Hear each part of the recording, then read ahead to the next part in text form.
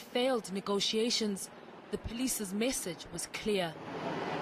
If they resist, like I said, today is a day that we intend to end the violence. You know, it is what it is. It has been 13 years now, since 2012, on the 16th of August, when the ANC government killed the people who were rightfully so protesting for the salaries, 12,500 then. And it is so sad that we continue with the same government that actually has gotten rid of the people. I mean, it was genocide in a democratic dispensation. The very same sitting president was part of it. He has not accounted for that, and he continues to live his life.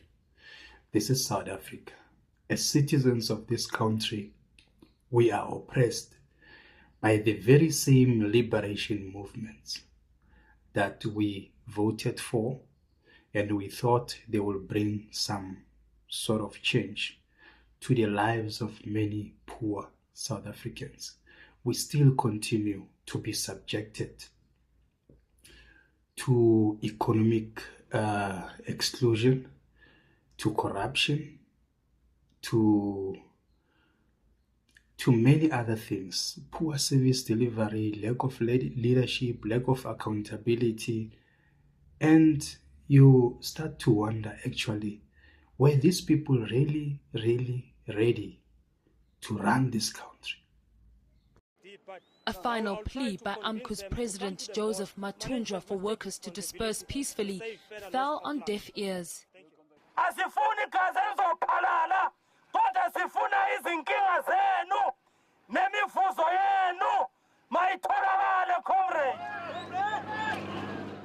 But it I want to compliment someone like Ubaba Joseph Matunjwa, for the role that he has played for these people, fighting for them and spending time with them in the trenches and trying to help them to get what they deserve. But sadly, our political system and politicians, they continue to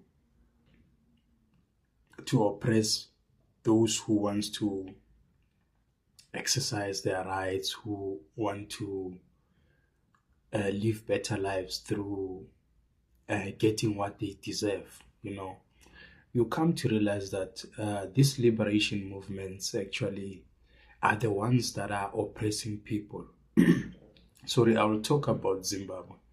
In Zimbabwe in 1980, Zimbabwe gained independence under the leadership of Robert Mugabe. And people were actually complimenting him and being hailed as a hero and all of that. And as time goes by, the very same leader who liberated his own people, he turned against them and became an autocratic leader, became a dictator. That is my problem with the leadership of liberation movements, that they liberate you as soon as they have, it's more like they pull you out of the hands of an oppressor so that they themselves can oppress you. So that's basically what we are subjected to in our country. And you look at the ANC actually hates Black South Africans. I'm going to talk about this. The ANC hates Black people of this country. And they are so obsessed with Black people from other African countries. If you are a Zimbabwean, whether you are here in South Africa legally or illegally, ANC will protect you. They would rather go against a citizen of this country just to protect you. It doesn't matter if you have broken the law or what. If you're from Mozambique, you're from Malawi, Nigerian, the ANC government, you know, all those leaders, they were taught to hate us. I don't know what we have done to them. I don't know what exactly have we done to these people. These people hate us, and their intention now, as they move faster, you can look at this South African Human Rights Commission. It protects foreign nationals more than us citizens. If you're a citizen and then you want to lodge a complaint about something, they will never protect you, unfortunately. Because I don't know why would you be a parent and hate your own kids and love kids from next door? You look at someone like Julius Malema. Julius Malema is a cook from the same pot. He's from the ANC. And I believe it's what they were taught in the ANC. You look at him, he doesn't love South Africans. Julius Malema doesn't love South Africans.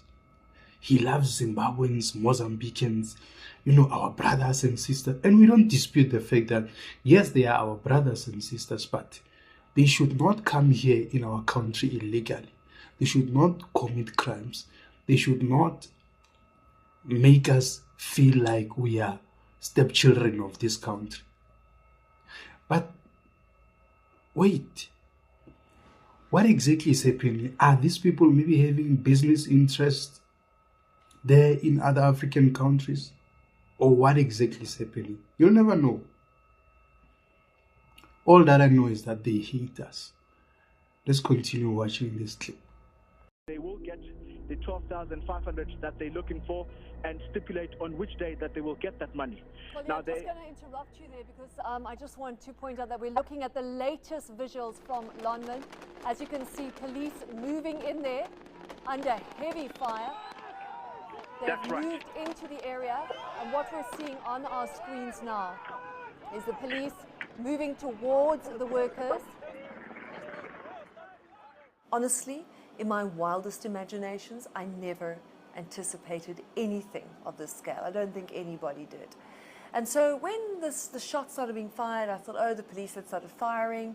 I saw some of the visuals going in. Polly was talking about it. But as these visuals came on air, it dawned on me that something terrible was going down. He's moving in as we speak to break up the strike at Lonmin, trying to remove workers who have been sitting on the hill, refusing to budge from. So after the massacre, there was a commission. People came. I remember Ria Piha was still in the police, holding a senior position. Commissioner, the commissioner. She was also fired. She was victimized, by the way. Ria Piha was just a sacrificial lamb, you know, because the real people who were supposed to account for this massacre are still running around. They are still there. One of them is a president, by the way. Cyril Ramaphosa never accounted for this. And he will never go to Marikana because arrogance, you know, he's arrogant and he has reached a stage where he thinks he's untouchable. You know, he can continue to do that. He should ask Jacob Zuma. Jacob Zuma also at some point thought he's untouchable. He went to the cell, spent nights there. So there's no one above the law. You can do whatever you do to the people, abuse your power. And I don't know. The same ANC, after the Marikana massacre, they knew that Cyril Ramaphosa played a role in that. But they still made him a president. They still agree. You know, they should have disputed that no, you cannot be a president. There's something again. So, sorry, literally in the ANC, you must be rotten to the core. So they can reward you with the higher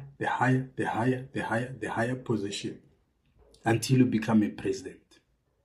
If you are clean, you are credible in the ANC, there's two things.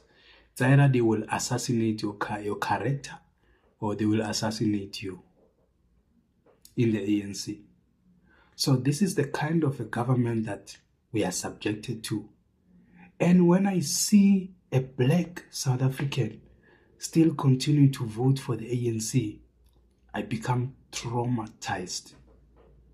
If you're black, you were here for the past 30 years. Maybe young kids who were born 2005, somewhere there, don't understand really what went or what happened with this. They just find it, they just jump into the bandwagon. But someone who was here pre-1994 knows a little bit about apartheid and also the new democracy, so-called new democracy, and you're still voting for the ANC. Hey, I don't understand what's going on with you. Maybe you've got a reason. Maybe it's because of a grant, social grant, or it's because of RDP house or what. But the ANC is doing the worst. The people of Marikana never really got a closure about that issue. And it is a serious concern. Imagine if it was your family member there.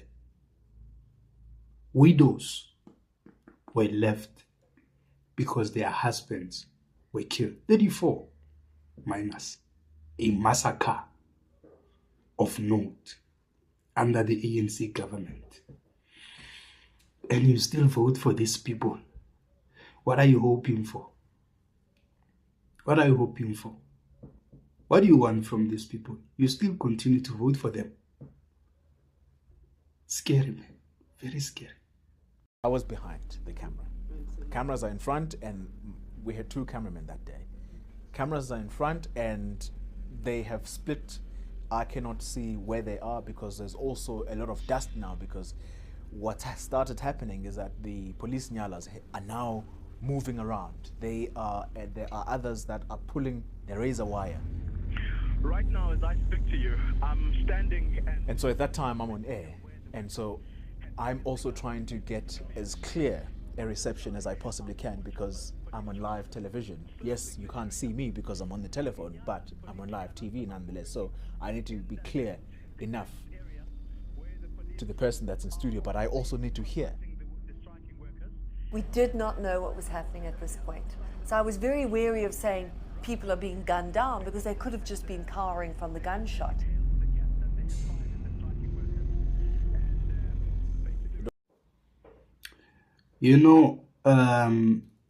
If the government of the ANC was really doing what they're supposed to be doing, we would not be having movements like Operation Tutula. It's citizens who are concerned who have decided to take it upon themselves to protect their country. And unfortunately, you will be victimized. You will be labeled as a xenophobic. We must allow people to be in our country illegally. We must let corruption flourish. We must let politicians bully us. I've made it clear myself that I'll never vote for a political party that promotes illegal immigrants and sidelines me as a citizen. I'm tired of being treated like a stepchild of this country. And I believe there's many other people who are tired also to be treated like we are stepchildren here. We are just voting cattle here. So parties like EFF, I'm sorry, if you are a citizen of this country, you still vote for those parties. You are voting for wolf in a sheepskin. They are wolves, those people. They are great pretenders. And a sign that should tell you everything is when he said he doesn't want xenophobic. He called us xenophobic for raising an issue of why do we have illegal immigrants in our country? He said, no, they are our brothers and sisters. They must find other ways to come into our country. Someone like Julius Malema, promotes borderless Africa. I don't dispute the ideology, but the approach, that's where I've got a problem. You cannot say you are my friend and you come every day to my house to eat dinner. And when I'm supposed to go to your house and eat dinner, you say there's no food at your house. So the whole month, you come to my house and eat breakfast, lunch, and dinner. And when it's my turn to say, okay, today I'm going to your house, let's have dinner there. Say, no, I don't have food. So even if we say we want borderless Africa, we are just inviting all the rotten potatoes into our country because there's no activity there in their country. So even if we go there, there's nothing for us. Gafana, it's the same. There's nothing for us. And I've seen South African Human Rights Commission taking an action about the issue of Gayton Mackenzie. But when you read the document, it says for xenophobic behavior. I'll get the letter, I'll make an episode about this so we can quickly discuss that. Gayton Mackenzie was never xenophobic in his Twitter. He was racist. It was a racial attack. So because they had a grudge against him, about him saying Abahambe, illegal immigrants must leave our country. Sorry. So they took offense of that and twisted the whole thing into xenophobia.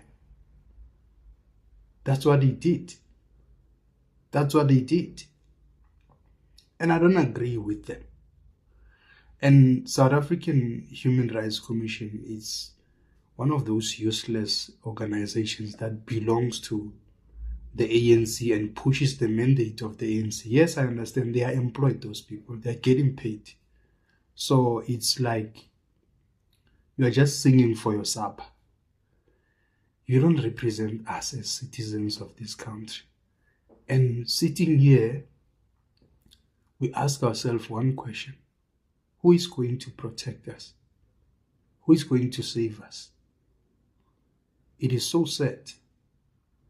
I want to play this video for you to remind you. It's graphic. Not really graphic, but I'm just warning you as a viewer so it doesn't caught you off guard. 34 miners killed for their rights.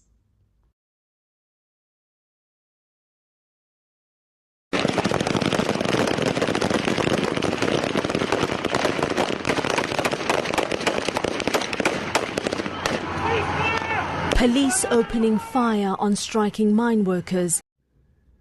Man, may their soul rest in peace, you know. When we see things like this happening in our country, and it is because of someone wants to remain in power, someone wants to continue to benefit politically because the ANC, we know that we have crooks who were just selling policies, 30% shareholding, triple BE and all of that, so they are beneficiaries.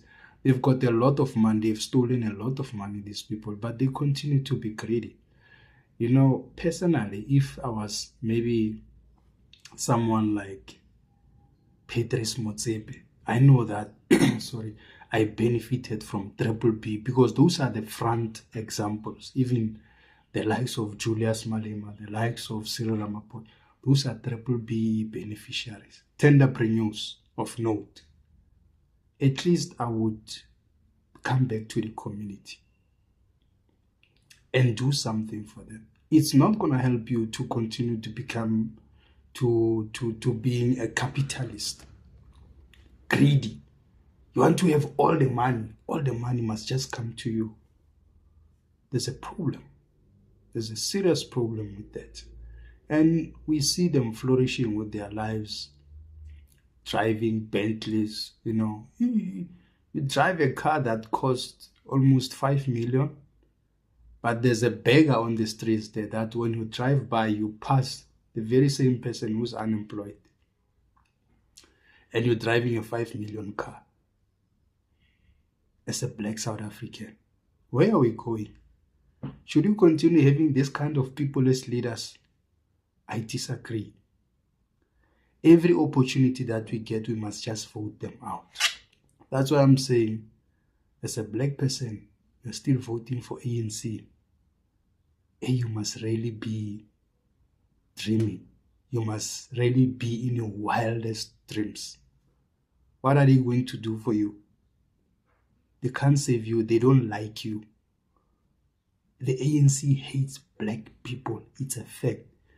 The ANC hates black South Africans, to be specific. No, they want Zimbabweans, Mozambicans, Malawians, Nigerians, yeah, Pakistanis, you know. We pay tax. Those people don't pay tax. They don't. But they are chasing us, citizens. They don't chase them. It's a system that is created to perpetuate poverty and hatred amongst ourselves. They can't close borders. The Moyos are coming here and kill police officers and go back to Zimbabwe. Let's continue, South Africans. When we talk about these things, they call us xenophobic. Yeah, you're xenophobic. They must be quiet when our country is falling apart. We will regret this moment. Those who are still saying, yeah, no, it's okay, it's our brothers, it's our sisters, they must just come, they will regret one day. I'm not sure if we will be here, some of us. Sorry, but those who are saying they must just come illegally and exist, be ghosts. When they come here, they want to survive. They are going to rob you. They are going to steal from you. So crime will never drop. The rate of crime will always skyrocket because of that. Porous borders. One of the content creators was shooting a content talking about Gayton McKenzie, saying he went to the borders. What's wrong with that? He's protecting. On that part, I agree with Gayton. On that part. I don't know what's wrong with Herman Mashaba or Gayton McKenzie going to the borders to show us the borders are open, porous, naked. We must be ashamed because some people do content so that people can love them. Speak the truth. Stop being a coward. Speak the truth. Thank you very much, squatters, for watching my content. Let's keep engaging. Fix our country. See you next time. Those who have not subscribed, please subscribe. I sign out now. Sharp.